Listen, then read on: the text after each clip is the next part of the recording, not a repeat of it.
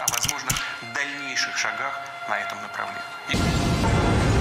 Еще раз подчеркну, что Украина для нас это не просто соседняя страна. Это неотъемлемая часть нашей собственной истории, культуры, духовного пространства.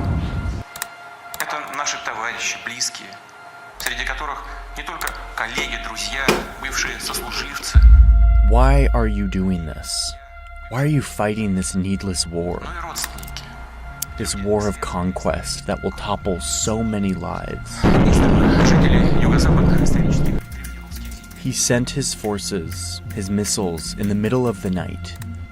These are the troops, hundreds of thousands of them, that had been camped out on the border for months. Troops that Putin had insisted were there for a routine military exercise, and that the US and UK intel swore were actually preparing to invade. Many around the world, including in Ukraine, thought that this was just the West being dramatic, stoking the tensions. But the intel was exactly right.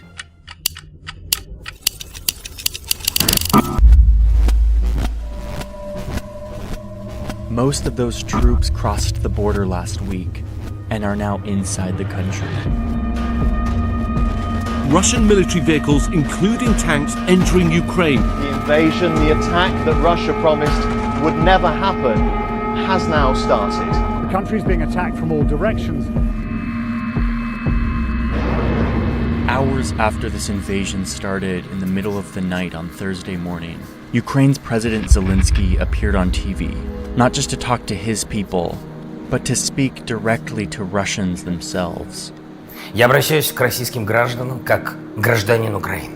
We share a border of over 2,000 kilometers, and along this border, your troops are stationed, almost 200,000 soldiers. Your leaders just approved them to make a step towards us, into the territory of another country. И этот шаг This step is likely the beginning of a massive war on the European continent. Russia again warned its nuclear forces were on high alert. Several cities were hit in residential areas, resulting in dozens of civilian deaths. This is a war unlike any war the world has ever seen. It looks like a war from like 1830, but it's happening in 2022. Putin's army is much stronger than Ukraine's, at least in terms of numbers. If he really wants to, he probably is going to be able to take over the country's major population centers and oust the Ukrainian government. The US and NATO can't send troops for fear of starting a clash between two nuclear nations, something we simply do not do. It's a red line that no one crosses. I want to tell you exactly why Vladimir Putin and his army are here. The story behind this invasion is the story of this one man's worldview, but it's also a story of a bet that he took, a bet that Ukrainians would give up, lay down their arms, and see the world the way he does. But if there's anything I have learned in the past week, it's that even if Putin conquers a big portion of this country, something he has the military hardware to do, even if he does that, he still won't win this war. In fact, I'm here to argue that he's already lost. There are big explosions taking place in Kiev right now. People here are going to be waking up to a very different country than the one they went to sleep in. We are getting just non-stop reports of attacks and Russian strikes from all across the country.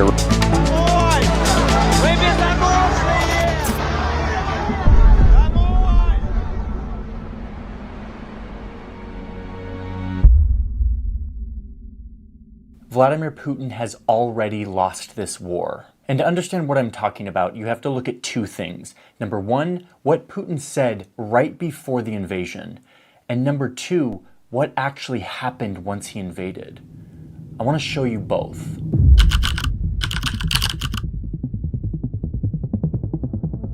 So a few days before the invasion, Putin gets on TV and addresses the nation. Уважаемые граждане России, дорогие друзья. It's this unsurprising hour-long history lecture where Putin lays out his grand, intricate argument as to why Ukraine, in fact, isn't a real country. Итак, начну с того, что современная Украина целиком и полностью была создана Россией. Instead, Ukraine was created by the authors of the Russian Communist Revolution 100 years ago. And now Ukraine, this invented country that's just an extension of Russia itself, has been hijacked by the US and Europe, who have installed neo-Nazi thugs to run the show. Seriously, he said all of this. You can go watch the hour-long lecture if you want. According to his story, the West did this to eventually force Ukraine into their military alliance called NATO, which they will use to defeat Russia. Just like, and seriously he says this, just like Hitler did 80 years ago. But this time, Putin will make sure that Russia is ready for the invasion. Второй раз мы такой ошибки не допустим. Oh gosh, there is a lot to unpack here. The neo-Nazi thug thing, I will get to that in a second. But the message was clear. Putin was basically like, Ukraine, if you're going to disavow communist Russia and all of the things that it gave to you, you don't deserve the land that you got from communist Russia. And in fact, all of this land still belongs to Russia, and we're going to take it back. Вы хотите декоммунизации? Ну что же, нас это вполне устраивает. Но не нужно, что называется, останавливаться на полпути. Мы готовы показать вам, что значит для Украины настоящая декоммунизация. But this warped historical framing of who rightfully owns this land isn't quite enough to justify an invasion, maybe in like 1860 or something, but not today. So Putin needs to really emphasize the villains in his story. So he makes a big part of his story this idea that Ukraine, this fake country, is being run by American-backed anti-Russian neo-Nazis who are holding the Ukrainian people hostage. Неудивительно, что украинское общество столкнулось с ростом крайнего национализма, который быстро приобрел форму агрессивной русофобии и неонацизма. Okay. It's easy to poke fun at like the delusion of Vladimir Putin, but let's talk about the facts here and what Putin is actually basing this off of, because it really matters for understanding why he went in and why he's going to lose. First, let's just clear up the fact that Ukraine wasn't invented by Russia. Kiev, the capital of Ukraine, was a thriving city long before Moscow was even on the map. Ukraine has a very old culture. But what Putin has done is twisted modern history to make a claim that Ukraine actually isn't a legitimate country. And he does this because it's a very key part of his story, one that supports the second major argument, which is that Ukraine is run by neo-Nazis who want to exterminate the Russian-speaking population. So let's get the facts here. Within Ukraine, there is indeed a faction of far-right neo-Nazis who have a political party and a militia force. And this militia force has actually joined the Ukrainian army in the past 8 years to fight Russia back from annexing any more territory in the east of the country. You may have remembered that Russia took over a big part of Ukraine called Crimea 8 years ago.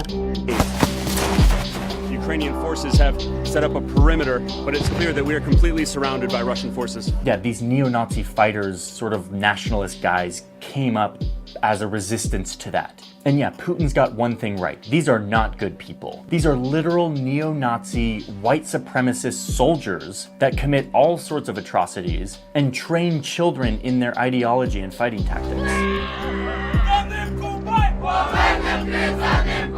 So yeah, Putin, I get it. These are bad people, neo-Nazis. We don't like them. But Putin is claiming that these are the people running the country, running Ukraine. When in fact, if you look at the data from the 2019 election in Ukraine, you'll see that the country's ultra-nationalist far-right coalition gained barely over 2% of the vote and 0 seats in the parliament. They are a small group of extremely fringe far-right fighters that Putin has latched onto. Oh, and there's a more obvious bit of data here, which is that the Ukrainian president is Jewish and has family who died in the Holocaust. Ukraine is not run by neo-Nazis. Listen, to balance my view on this, because I'm in the West and I'm getting all Western media, I have actually been watching Russian state TV to see what the narrative is on their side. And I can tell you that they actually believe that the country is run by Nazis. It is reminiscent of the practices and methods of Nazi Germany. And we're seeing a full revival of Nazism and fascism in Ukraine. I've tried to dig into this to try to understand, is there more meat on the bone here? No, there's not. A fringe group of militiamen in the Far East are what Putin is basing this off of. Over here in reality land, Ukraine is a nation of 44 million people with its own culture that is thousands of years old. It is a country where fewer and fewer people like Russia. In fact, it's a country that ousted the pro-Russian leader in 2014. The people don't want Russia and Putin anymore. They've moved on. But all of these facts are explained away very conveniently by Putin's bigger conspiracy, which is that it's actually outside forces that are pulling the strings, and that the people of Ukraine have been brainwashed by the West. And yet there is one thing that Putin is absolutely right about. Это наши товарищи, близкие, среди которых не только коллеги, друзья, бывшие сослуживцы, но и родственники. Люди, связанные с нами кровными семейными узами. These two countries are deeply connected through culture and language and history and exchange. A war against Ukrainians would not sit well with the Russian people. And this explains why Putin needs to frame the war in a very certain way. Not an invasion to take over a sovereign nation of Russia's brothers and sisters, but rather a rescue effort to save the Ukrainian people from these aggressive villains who are really controlling the country. В курсе ли всех этих управленческих методов сами украинцы? Понимают ли, что их страна находится даже не под политическим и экономическим протекторатом, а сведена до уровня колонии с марионеточным режимом?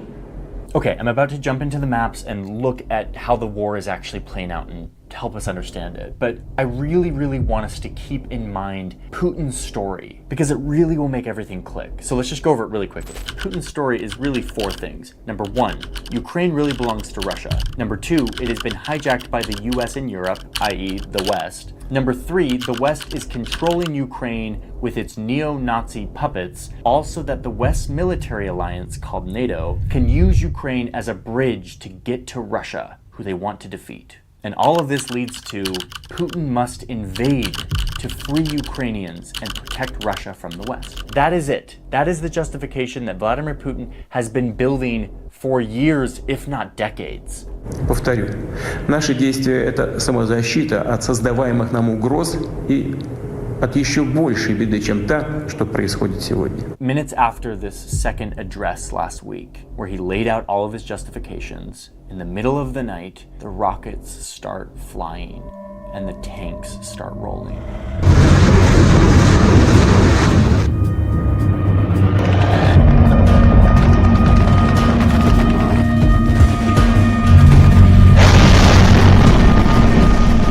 And this is how it started.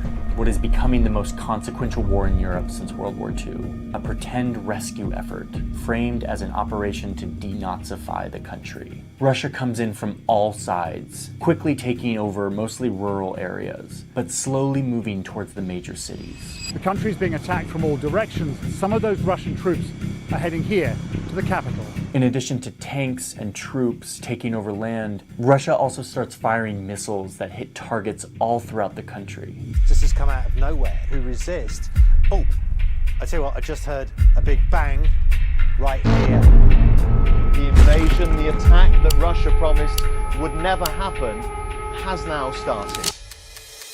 People who live in Kyiv are sleeping in underground subway stations. It's the only place they feel safe. Ukrainians fled to basements, to bomb shelters. Some people are adjusting to this new reality of living in a country now at war. Hundreds of thousands fled to the borders west of the country, looking for safety. Others are taking trains to the west to get out of the country. They are fleeing into neighboring countries like Moldova, Romania, and Poland. At the city's central train station, a frantic dash as people try to escape to the west of the country. But wait, remember Putin's story? According to this story, after this initial invasion, Ukrainians were going to wake up from their slumber and welcome him with open arms. The neo-Nazi president was going to flee, and Ukraine would be returned to Russia, Putin becoming the savior of the Russian motherland. But that is exactly what didn't happen. Outgunned and outnumbered, Ukrainian soldiers and civilians alike are mounting a stiff resistance. I used to teach maths and physics, but 2 days ago the Russian army took control of my town, so I signed up to fight. Every day Ukrainians are taking to the streets to fight for their homeland. Let those Russian shits come here, she says. We are ready to greet them. We are ready to fight. and like fight like hell. This is my city. This is my land. I have to protect it. You do not feel that they're going to succeed in taking out your administration and your government? No way. They will never take Kyiv. The response of Ukrainians, both military and civilian, is where Putin's story starts to crumble. The entire world is witnessing the determined and brave resistance by the Ukrainian army and population.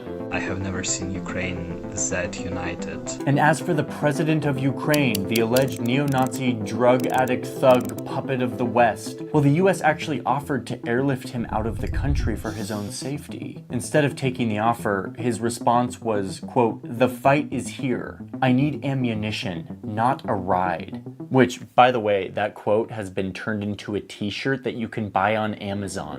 Ukrainians are fighting for love of country. Russians are fighting out of a fear of the dictator. In the event of Russia opting for escalation, Ukraine will defend itself. He then sent a video around to the country of him in central Kiev, making it known that he is staying, he is fighting. So despite being totally outmatched militarily, Ukrainians are fighting back, showing that the outcome of a war is as much determined by the courage and patriotism of the population as it is by the number of missiles and troops that you have.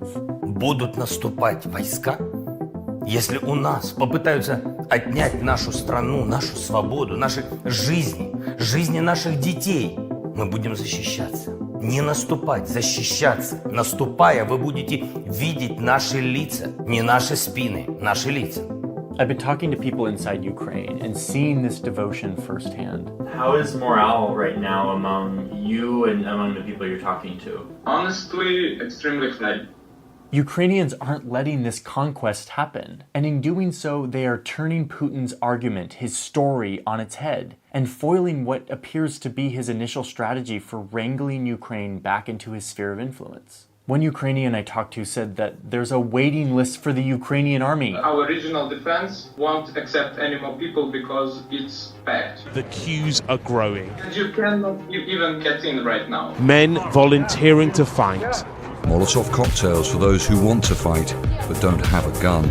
A tweet from the Ukrainian Defense Ministry to prepare Molotov cocktails to throw at the occupiers. Well, I'm here in order to protect my family, my country. There is an incredible sense of unity here. The morale is very high. Okay, this sounds all positive, and it is, but this is still war, and Putin can still conquer a lot of land. He can take over major cities, install a puppet government, and be the new ruler of Ukraine. He has the military to do it, and he seems to have the tolerance for bloodshed. He seems to believe in his fantasy story so much that he's gonna keep up this crusade. But I'm here to tell you that Putin has already lost this war.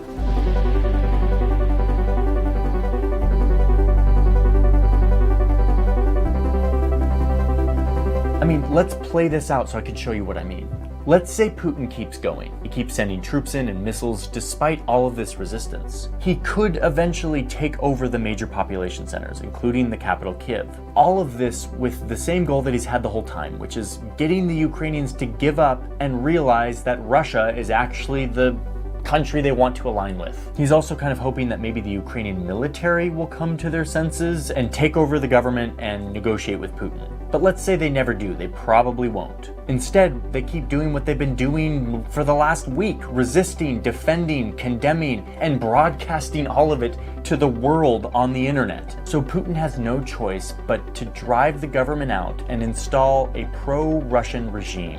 In order to do this, he's going to need a massive military presence to keep control of these cities and their people. It's now costing him tens of billions of dollars and crippling his economy, which, by the way, is only like the size of Texas. I mean, one of the biggest knocks on Putin's plan is the sheer size of Ukraine. Let's zoom out and realize that Ukraine is huge. It's the biggest country in Europe, if you don't count Russia, the giant country that extends into Asia. Occupying this entire landmass would be basically impossible for Russia. So you have a map that maybe looks something like this, which gives plenty of space for Ukrainians to gather and mount their resistance, giving Russia hell for an indefinite period of time. Meanwhile, back home in Russia, they've now seen the imagery from the ground.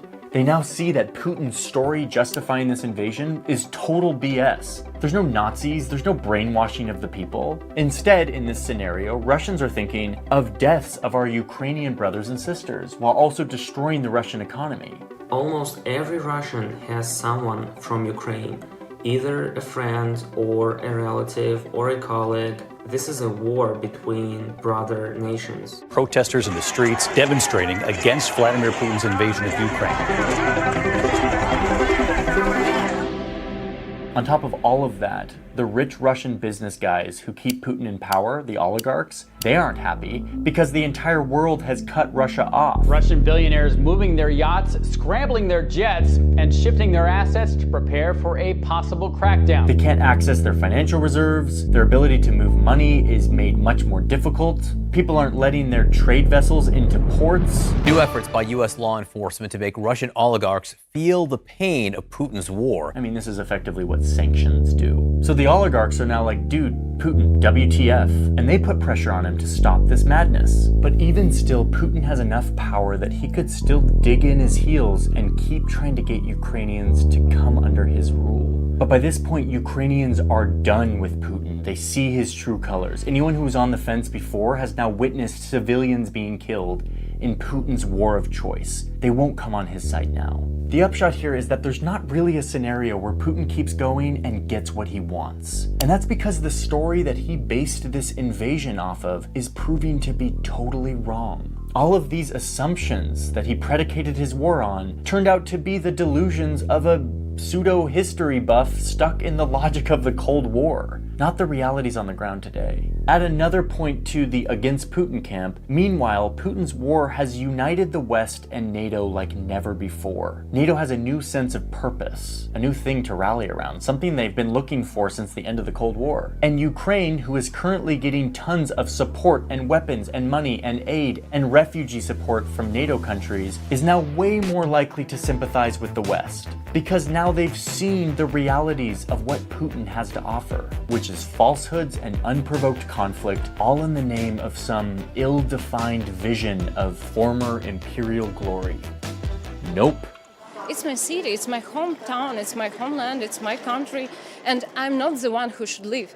The Russians are the one who should live. Russia is a great nation, full of beautiful culture, geography, history, and people. The vast majority of those people don't want imperial-style expansion and war. They want to live their lives, to prosper, to connect. And yet, the warped, delusional worldview of one greedy man has cut off their ability to do that. How is that possible? The Russian people have no say in the behavior of their government under the Putin dictatorship. These incredibly brave people, often young people in Russia, who are out on the streets protesting against what their president is doing. This is not the war by the people of Russia. This is yet another military adventure by the unaccountable, unelected, increasingly deranged dictator in the Kremlin by the name of Vladimir Putin. This situation is developing and certainly will take paths that no one can predict. By the time you're watching this, I'm sure some key development has happened that I haven't covered here. But I feel pretty certain when I say that Putin really doesn't have a path to the victory that he set out to achieve last week when he sent people and weapons across his border